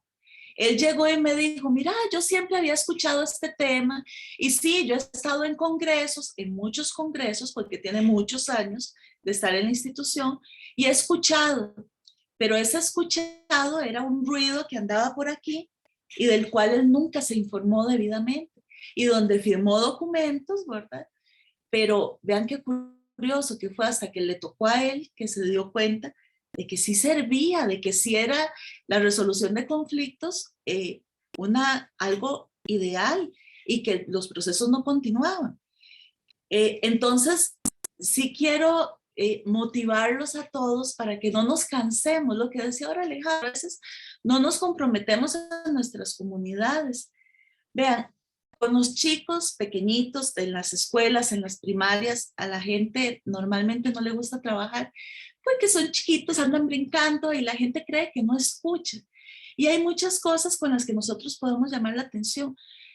Hace poquito en una escuela acá cercana estuvimos dando algunas charlitas de resolución de conflictos, ¿verdad?, adaptadas para ellos, porque es increíble, con el periodo de pandemia, como los chiquitos estaban en sus casas, en clases virtuales, entonces resulta que cuando regresan a las clases presenciales y se encuentran con otros chicos, ya no saben interactuar. Entonces hay un montón de problemas y de discusiones y se pelean y se jalan el pelo porque ya no saben relacionarse. Entonces se fue a dar estas charlas y las maestras con absoluta poca fe de que los niños prestaran atención, de que lo tomaran como un tema interesante y demás. ¿Y qué hicimos? Bueno, les dimos algún material en un separador de libros con una informacioncita por acá, datos, y vieran que los chicos lo tomaron y lo recibieron muy bien, chicos de 4º grado de la escuela que tienen 9 y 10 años. Entonces, lo que quiero comentarles es que a veces nos cansamos o no tenemos fe en seguir informando, en seguir enseñando, en seguir contando, y es cuando más bien al contrario, tenemos que seguir hablando, seguir alzando la voz, seguir contándole a la gente. Obviamente, como yo soy exfuncionaria y demás, soy abogada, entonces me llaman para que lleve algunos procesos. Y por ejemplo, habrá gente que siempre se cansa. Les cuento que ayer me llaman por una situación penal para ver si puedo ir a audiencia. Y le digo yo al muchacho, bueno, pero antes de ir a audiencia, ¿por qué no tratábamos de conciliar? Ah, no, me dice, no, es que sinceramente conciliar significa que estoy reconociendo, admitiendo que cometí el error y yo no voy a reconocer eso. Además, la verdad, a mí me gusta, esto me mantiene vivo, me hace sentir bien. Entonces ya comencé, ¿verdad?, a hablar con él y a decirle, pero mira, ¿usted no prefiere mejor ir a esa zona, que es bastante lejos de su casa, mejor ir y tomarse una leche dormida, que es una bebida tradicional, ir al parque a pasear en lugar de ir a tribunales, estar ahí 2 horas, a oír abogados y además a pagarme a mí? En cambio, si llega a un acuerdo, paga menos y va y disfruta y hasta ese dinero se lo gasta y paga hospedaje y va a la piscina. Y se quedó así. Bueno, podría ser. Al final, igual me dijo, no, vamos a juicio, pero igual por lo menos lo convencí de intentar conciliar antes del juicio. Entonces, vamos a ver, no nos dejemos desalentar, sigamos intentándolo. Desde nuestras barracas, sigamos intentando, metiendo el mensajito por aquí, por allá. Por supuesto, seguir capacitándonos, excelentes oportunidades como esta, de seguir aprendiendo. Hay muchísimos campos, en todos los campos de la vida humana podemos aplicar todo lo que en conciliación y en mediación se aprende. Y pues no, ese era el comentario chiquito que quería hacerles. Gracias. Muchas gracias, Katia. Bueno, tenemos 3 manos levantadas, Mónica, después Vaninia y después María Estela, y creo que ya con eso vamos a ir cerrando, ¿sí? Así le damos después la palabra a Alejandro. Gracias. Mónica. Hola, buenas tardes. Muchas gracias por darme la palabra. Soy Mónica Flores, soy de Salta. Mi profesión de base es educadora. Soy docente desde el nivel inicial hasta formadora de formadores. Así que creo que la educación es la base, lo creo desde mis propias bases, y yo creo que no hace falta armar un centro de mediación entre pares en un colegio secundario, no hace falta, con solo estar abierto, estar mirando, estar observando al otro, como decía Alejandro recién, salir de nuestra individualidad para dar lugar a la mirada conjunta, ¿no?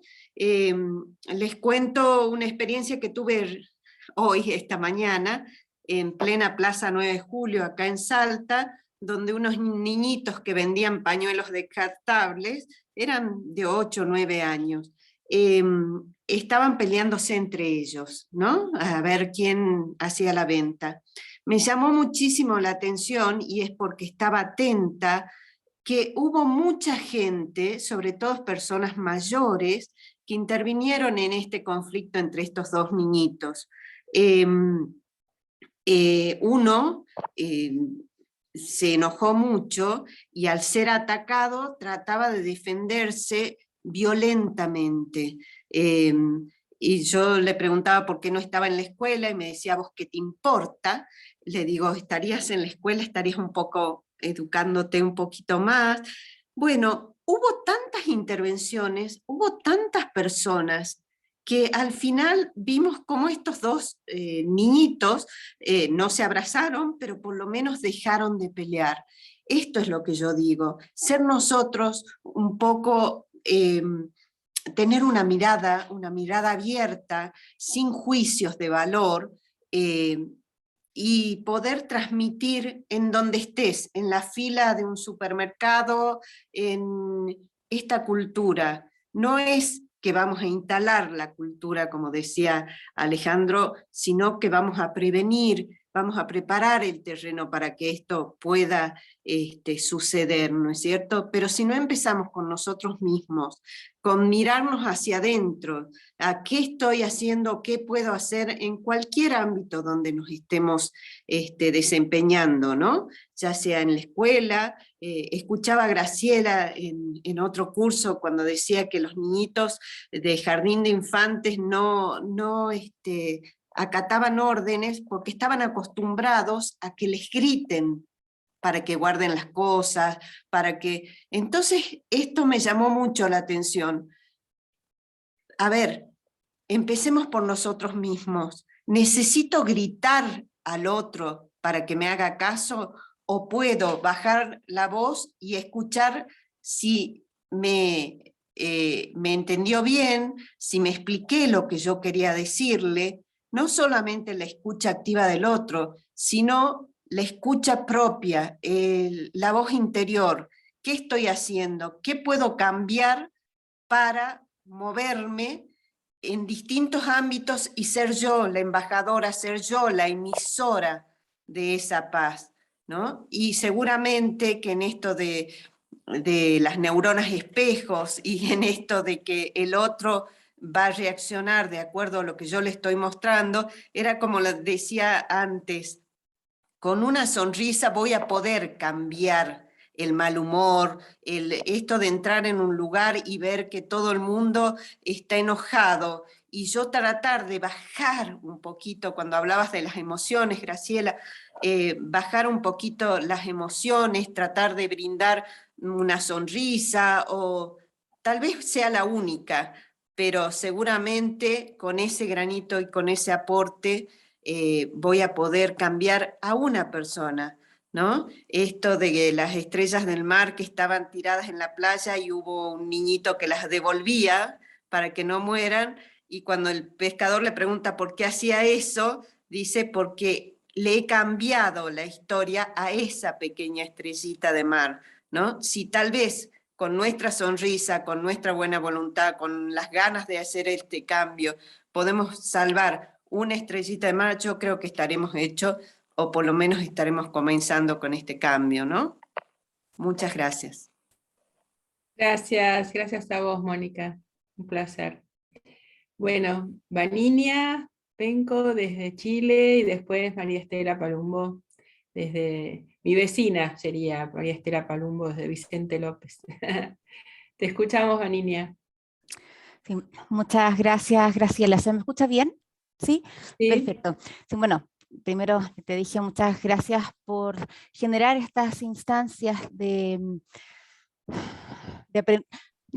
co-construcción, ¿cierto? Colectivas, abiertas, donde me permite cruzar la cordillera y poder acompañarlos desde estas tierras un poco lejanas. Y gracias, Alejandro, por lo que conversabas. Me quedaron dando vueltas cuando tú decías que si basta o no basta con la mediación, y en realidad quería poner quizás un punto sobre la mesa que yo diría depende de dónde se mire, depende desde dónde cada quien esté, como nada es tan absoluto. Reflexionaba que si claramente queremos o nos ponemos desde el punto de vista de si esto basta para resolver la conflictividad social, claramente que no, claramente que quedamos corta, porque existe, cierto, un sinnúmero de factores que todos conocemos, que tú también mencionabas, y me hizo mucho sentido. No sé si quizás después que termine puedas mencionar la experiencia que tú viviste en Tucumán en red. He quedado pensando profundamente después de leer y de saber lo que hicieron ahí a través de la Secretaría de Participación, y lo he comentado mucho acá en Chile, porque creo que, no sé si es que saben, quizás ustedes saben mejor que yo, y si es que no, voy a resumir bien rapidito, pero en Tucumán, desde la Secretaría de Participación Ciudadana, que se ha venido trabajando hace muchos años, sembrando y polinizando, como decía Jorge, en los barrios, en los territorios, en la calle, con la gente, con el vecino, desde el vecino común y corriente hasta la institución estatal, municipal, gubernamental, y se ha hecho un trabajo muy transversal donde se ha convocado a distintos estamentos, niveles de la misma sociedad, y creo que lo que se vivió ahí en esa jornada, lo puedo hablar aquí a la lejanía, simplemente por ver, escuchar, por leer, sí creo que fue sumamente potente. Y conversábamos acá con parte de mi equipo de Chile y soñábamos con quizás hacer algo así, y decíamos, claro, pero ¿sabes qué? Claramente con nuestras buenas intenciones y desde lo que podamos hacer desde nosotros como colegio de mediadores, no alcanza si el Estado no está involucrado, no alcanza si las autoridades no se involucran, no alcanzan si cada uno no pone desde el lugar de donde esté su grano de arena, que implica obviamente distintos tipos, no solo de voluntades, sino también de miradas, de concientización de esta participación ciudadana, desde dejar de lado de esto tan solamente consultivo y pasar a que pueda ser un poco más vinculante, de entender que si no se trabaja con la sociedad civil, se pierde el foco de la realidad de la misma gente. No hablo de la realidad como una verdad, sino de la realidad que la gente está viviendo. Y es con los territorios, trabajando con la sociedad civil, de una manera que el Estado puede permear, puede entender, puede tratar de mirar como la misma sociedad mira. Y creo que eso es crucial. Creo que si eso no se da, es un poco iluso pensar que vamos a poder tener alguna injerencia, lo cual no quita que no sea necesario realizar cada una de las acciones que han estado comentando quienes me precedieron, porque creo que aquí no sé, cada quien va a ser un poco responsable según desde el lugar donde uno esté. Y quizás el llamado, o donde podría ser una mayor autocrítica, es a las organizaciones, entidades, universidades, a todo aquel organismo que tenga un poco más y hablo de recursos en todo sentido, no económicos, sino desde recursos por gente, desde recursos puede ser económicos, desde recursos por contacto, de entender que debemos salirnos, y ahí sí comparto plenamente con Ale, salirnos de mirarnos, y a veces creo que a veces podemos llegar a tener dentro de la mejor de las voluntades y anhelos como un poco de una visión un poco mesiánica, en el sentido de que tanto anhelamos esta paz que de verdad podemos pensar que solamente pregonando lo que nosotros creemos es suficiente. Y creo que ahí es donde nos caemos, donde entendemos que ya es totalmente una transdisciplina que va, como dice Ale, mucho más allá, que debe integrar las miradas desde todos los sectores para que se sientan parte, para que se sientan involucrados, que esto no solo se puede hacer con la comunidad mediadora y la gente, sino que con otras comunidades que están trabajando, quizás sin saber, por una cultura de paz. Ha sido muy interesante para mí ahora desde vincularme con los consejos de la sociedad civil en lo personal, que estamos participando como colegio del Ministerio de Justicia, al ver otras organizaciones que trabajan, por ejemplo, con personas privadas de libertad, absolutamente no desde un punto de vista de cultura de la paz ni restaurativo, no tienen nuestra mirada, pero si uno ve y si uno se interioriza, realmente lo que hacen, quizás sin saber, es trabajar absolutamente en una construcción de una cultura de paz sin quizás decirlo. Y yo creo que ahí es donde los mediadores sí pueden entrar ¿saben qué? A veces siento que somos privilegiados al poder ser articuladores, porque tenemos una mirada que quizás va un poco más allá, pero no nos alcanza claramente con nuestras herramientas, con netamente las técnicas que utilizamos, pero sí con la visión de paradigma que tenemos.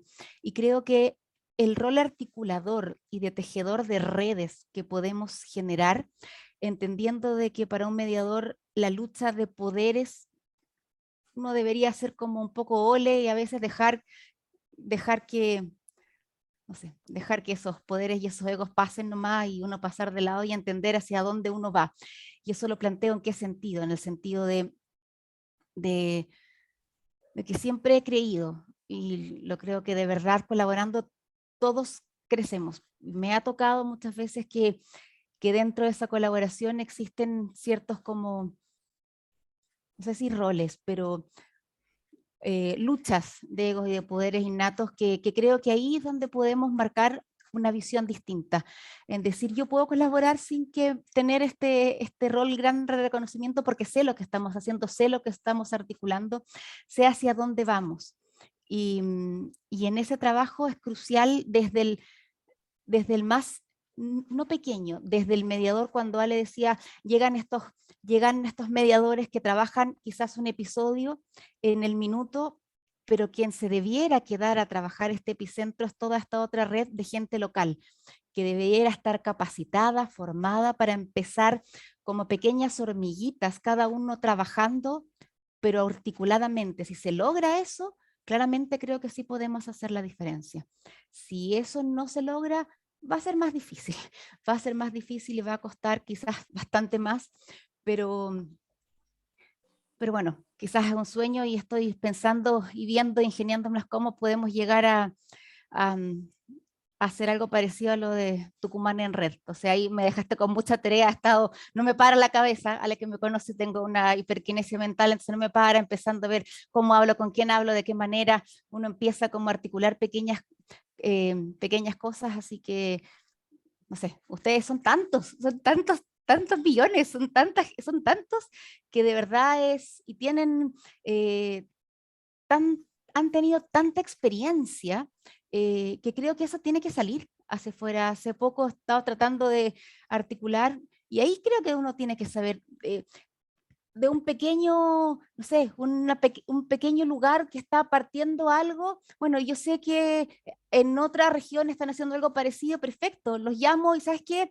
Conozco a alguien que está haciendo algo parecido a lo que tú haces, pero lleva muchos años. ¿Te interesaría ponerte en contacto? Genial. Y creo que ahí también es donde podemos aportar mucho a que esto se vaya expandiendo, a que de verdad se ejerza, no se ejerza, se desarrolle esa cultura de paz viva, porque la lucha contra, no sé si les pasa a ustedes, con esto termino, pero acá está muy potente y tiene que ver con lo que está pasando del proceso constituyente, que en esta etapa siempre preelectoral sale lo más feo, lo más feo del ser humano, porque es donde se potencian los actos de violencia que existen, pero se exacerban a mil para mostrar que existe cierto como un descontrol, que la violencia está desatada y se muestra realmente los casos más terribles, donde claramente por la imposición de la vía quizás militar tampoco se va a resolver, ¿cierto? La violencia imponiendo una paz, entre comillas, artificial, tampoco se va a solucionar el problema, ¿cierto? Ni desde el Estado solo, ni desde la sociedad civil sola, sino desde el minuto en que ambos trabajen en forma articulada, entendiendo con toda la complejidad que eso conlleva. Pero, no sé, Ale, tengo el mismo temor que tienes tú, y quizás por eso un poco tanta verborrea ahora, porque de verdad es algo que inquieta saber qué va a pasar en un par de meses más. Da rabia e indigna un poco que yo creo que el Senado, el Congreso va a salir en poquito tiempo más con la modificación de una ley que va a permitir la reformulación de la Constitución con 4/7, que es una jugada absolutamente política para no perder los privilegios que justo ahora, después de 40 años de que nunca pudieron ponerse de acuerdo, probablemente mágicamente va a salir antes de, del plebiscito. Y no sé, es interesante. Vamos a ver qué es lo que pasa. Está un poco revuelto todo, pero bueno, perdonen pero eso me preocupa, me Entendemos, inquieta. Vaninia, Sí. claro que Pero sí. gracias Bueno, por estamos escuchar. pasados de tiempo ya, son 16:31, así que era digamos, de 15 a 16:30 y no quiero que se vayan sin escuchar a Alejandro, así que María Estela, te doy la palabra, como habíamos dicho, y Hola, ya después con Alejandro cerramos, ¿sí? sí, voy a ser muy concreta, muy precisa y cortito, porque la verdad que se ha dicho todo y de todo en esta hermosa charla. Sí, Graciela, Acércate el micrófono, Maristela, acércate el micrófono. ¿ahí me escuchan mejor? Sí. Era esto. Nada, decirles que, bueno, más allá de vecinas y maestra, alumna de Graciela, que siempre aprendemos mucho con ella, y acá tiene mucho que ver también la resiliencia, la que tenemos que aplicarla todos un poquito de nuestro lugar. Y la cultura de paz, yo viniendo del lado como embajadora justamente de la cultura de paz, creo que es un arduo trabajo que tenemos que hacer todos en la construcción propiamente dicha, de no solamente decirlo en palabra, de poner el granito cada uno de nosotros, sino con las acciones. Esto de salir del área de confort, de alguna manera, por decirlo, de nuestro escritorio, de nuestro centro de mediación, el salir a la calle, el salir al barrio, el estar al lado del vecino y escucharlos. Pero atento, escuchemos toda la conversación, no solamente lo que nos impacta o ese poquito que nos hace ruido, escuchar toda la conversación, porque ellos tienen mucho para contarnos. Y nosotros tenemos que seguir trabajando con todas las herramientas que hemos aprendido, que tenemos hoy a la mano, y que sí hay que capacitarse, pero es momento de accionar. Es momento de mostrar y de dar lo que cada uno de nosotros ha sabido incorporar como saberes. Estar al lado del otro no es solamente ponerme al lado, sino acompañarlo en su problemática, acompañarlo en escuchar y saber qué es lo que desea y qué es lo que tiene que cambiar. Y de ahí nosotros estamos para acompañarlos. Estamos para seguir apuntalando a nuestra ciudadanía desde nuestro lugar. Y sí, somos política social, por eso debemos de estar al lado de todos. Y gracias por todo lo que se ha dicho, importantísimo, cada uno de los aportes. Gracias, Alejandro, no tengo más palabras que decirles que gracias porque cada encuentro con ustedes es algo más que aprendemos, porque no estamos lejos de seguir aprendiendo, pero no nos olvidemos que nosotros tenemos mucho para dar en todos los ámbitos. Y es hora de que, sí, las redes están, los foros están, es cuestión de unirnos y de seguir trabajando juntos. De esa manera vamos a construir una, pero mucha mejor cultura de paz, no solamente en palabras, sino en acciones. Cortito, gracias a todos, saludos y un abrazo. Muchas gracias, María Estela, precioso. Bueno, Ale, te escuchamos. No, estoy encantado con lo que vengo escuchando y con los aportes de cada uno, las reflexiones, cómo el chat, he tenido la oportunidad de leer todo el chat y realmente es un lujo. Hay gente de casi toda Latinoamérica, qué lindo, qué lindo. Y está Sonia Gruber desde Madrid. La verdad, qué lindo todo esto que está aconteciendo aquí. Bueno, yo solo le voy a hacer referencia a una consulta que hizo Verónica Pacheco, porque me interpeló con algo que o preguntó, dejó algo latente, y tiene que ver con esto de el colonialismo enquistado que tenemos, estructuras coloniales enquistadas que tenemos. Y me parece muy rico lo que aportó desde ese enfoque tan profundo que ella tiene habitualmente, igual que todas las que han participado aquí, que verdaderamente han hecho un aporte sustancial.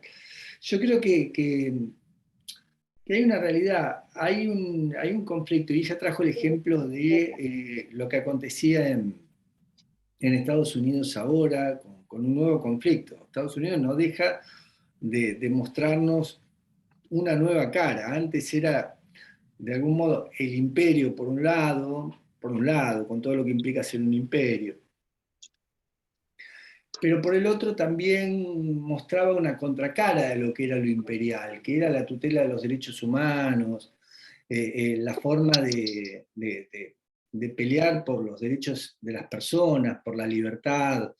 Creo que esos principios siempre fueron rectores en ese país, desde el punto de vista de lo que pretendía como imagen transmitirle al mundo. Pero hoy creo que como decía antes, el poder queda de algún modo anquilosado también, enquistado, dentro de algunas estructuras de poder que no se fueron, por más que no estén gobernando los que gobernaban. Y de hecho, bueno, la representación republicana dentro de lo que es la Corte Suprema o el Tribunal Superior de Justicia de Estados Unidos está mostrando que del poder no se van los que se van, simplemente dejan gobernar a otros. Es tan simple como esto, el conflicto del establishment que está planteando hoy los establishment en cada uno de nuestros países. Y Colombia con Petro lo va a vivir porque el uribismo existe.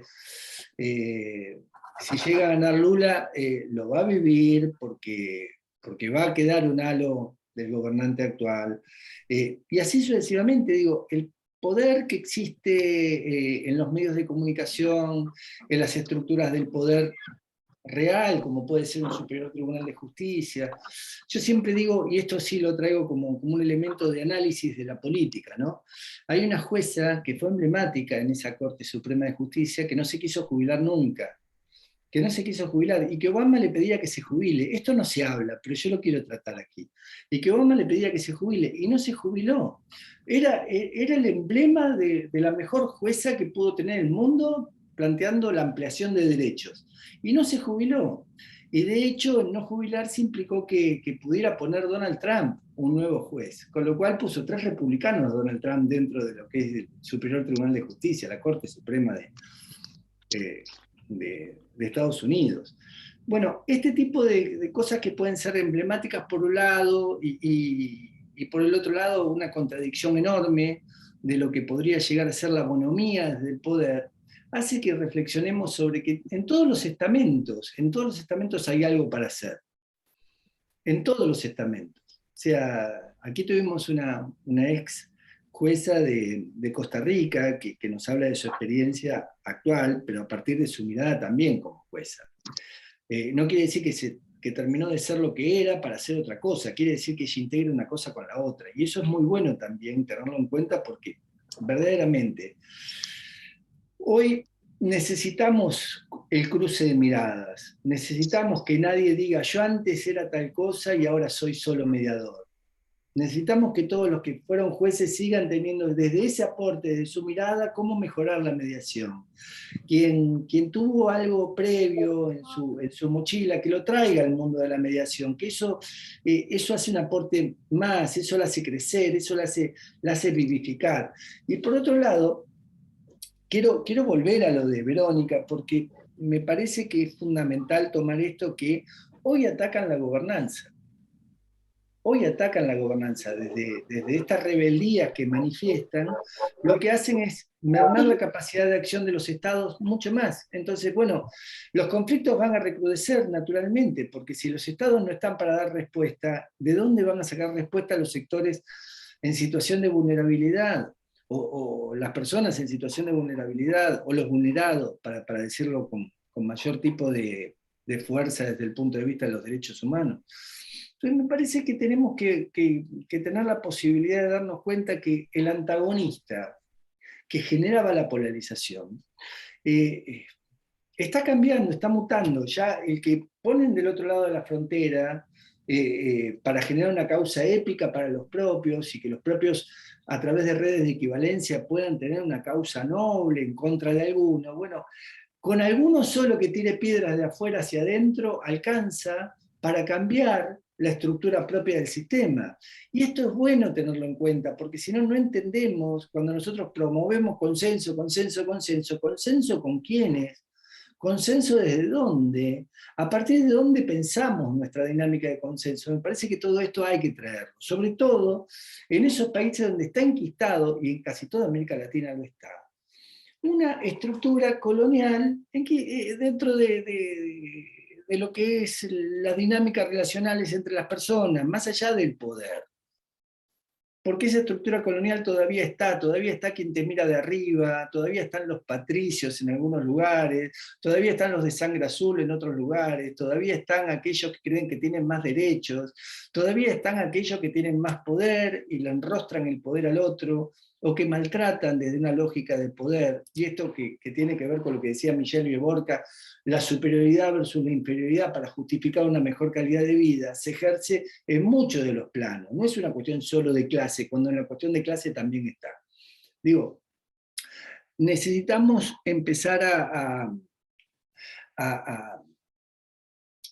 a producir, como bien decía Estela Palumbo, hechos, acciones. Creo que va más allá de lo que es la microtarea del mediador, que es magna, como bien dijo Varinia. Cuidado, es magna la microtarea. Pero hay más allá de esa microtarea, la capacidad de expansión para la universalización de nuestra voluntad, para la universalización de nuestra posibilidad, para la potenciación de nuestra acción. Bueno, yo por ahí quiero ir con esto de lo que dijo también Verónica cuando hablaba de los nuevos retos. Creo que tenemos nuevos retos. Creo que tenemos la obligación, y nuestra compatriota salteña trajo algo que lo pone en contradicción con lo que yo planteé, y me gusta que lo haya puesto en contradicción con lo que yo planteé, porque creo que le da mucho más contenido a la charla. Que no hay que llevar, sino que hay que ir a buscar, y que hay que construir, hay que co-construir en esos lugares donde ya está. Yo quiero traer con esto a colación que a veces creemos que en estas charlas uno puede traer la verdad, no, uno puede traer algunas ideas y confrontarlas con las demás, y que cada uno le haga aportes a esas ideas para ir creciendo en pensamiento común. co-construir un pensamiento. Así que agradezco todos los aportes, todos los cuestionamientos, bueno, miradas distintas, y al mismo tiempo, como mismo dijo Varinia, que entre otras cosas quiero agradecerle siempre que esté en estos espacios, como bien dijo Varinia, hay un lugar, yo lo viví en Tucumán el otro día y la verdad que quedé sorprendido, al igual que Varinia, pero nada más que yo quedé sorprendido estando allí. Yo tuve que hablar ante 1000 personas, y 1000 personas que nadie fue convocado por tener un plan, como dicen algunos, no, todos fueron porque tenían ganas de mostrar lo que hacían, se iban a interconectar entre ellos, se iban a mostrar lo mejor que tenían, y al mismo tiempo iban a buscar también algún grado de reflexión desde el punto de vista de por dónde ir en un mundo donde, queramos o no, tenemos una orfandad de códigos interpretativos muy profundos. Hay una desorientación muy grande. Y buscar no un norte, sino buscar un lugar donde poder conversar con otros, la verdad que me parece que fue fantástico. Y es esto lo que se gestó en Tucumán. Un ámbito de conversación donde cada uno llevara lo suyo y se apropiara de lo del otro, o de la otra. Y ver los grupos activos, mostrando con ahínco lo que tienen, lo que hacen, el voluntariado en diferentes campos, y eso sí es una participación ciudadana, pero de abajo hacia arriba, no de arriba hacia abajo. No es vamos a convocar a la gente para decirles de qué se trata, no, es vamos a buscar a la gente primero que está haciendo, para ver qué es lo que está haciendo y que se interconecte. Y eso es Tucumán en Red. Generar una interconectividad entre aquellos que ya hacen. Y ahí se juntaron 1000 personas. Fue una maravilla, realmente fue una maravilla. Cualquiera que vea en mis redes puede ver que ahí no había gente que fue llevada en colectivo porque sí, fue gente de toda la provincia a mostrar lo que tenía. Y yo creo que esas cosas se pueden, y pueden hacer la diferencia. Pueden hacer la diferencia. Salí muy entusiasmado. A mí la pandemia, y esto es lo último que digo, a mí la pandemia me aburrió de mí mismo. Y me aburrí del Zoom, me aburrí de hablar, me aburrí de todo eso, y necesitaba ese contacto con la gente. Y realmente cuando cada grupo me decía, vení que te queremos contar, me pareció una maravilla. Me pareció una maravilla. La prevención de violencia familiar, personas voluntarias, construcción de ciudadanía a partir de la juventud. Bueno, me pareció una maravilla lo que he visto allí. Pero en cada uno de los lugares esas personas ya están. El tema es juntarlas y con algún objetivo común. Y esto se lo digo a Varinia, que anda dando vueltas. Vos los tenés allí, Varinia. El tema es cómo hacer para convocarlos, desde dónde los convocás, qué actor estatal convocás para que también sea un eje convocante, y que no sea solo desde la organización de la sociedad civil, cómo entre la sociedad civil y el Estado se hace la convocatoria. Me parece que por ahí pasa esto de ir a buscar a los que ya hacen. Me encantó tener la oportunidad de hablarles también, ¿no? Hablar ante 1000 personas da gusto porque también es un nivel súper heterogéneo y hay palabras que no las puedes decir. Entonces yo dije en un momento dado la palabra ambigüedad y dije, ¿cómo me salió esta palabra? Me quería matar, pero bueno. Entonces tiene que ver con la posibilidad de volver a revivir esto de la cultura del encuentro que nos faltaba. Así que bueno, un placer enorme. Gracias, Graciela, por esto que has gestado aquí. Gracias a vos por decirme que sí enseguida. Gracias a cada uno de los que están aquí hoy presentes. Les dejé más arriba mi mail para coordinar acciones conjuntas, seguir con esta idea de construir entre todos, ¿sí? Así que creo que esto es lo que nos podemos llevar hoy, ¿no? Qué bueno que estemos aquí y que podamos co-construir entre todos una sociedad más pacífica, más equitativa, cada uno desde su lugar, desde lo que pueda, especialmente, por supuesto, desde lo que hacemos muchos de nosotros, que es mediación, que aunque sea pequeñito, bueno, si no lo hiciéramos, no existiría lo que hacemos. Entonces, también aunque sea pequeñito, vamos construyendo entre todos.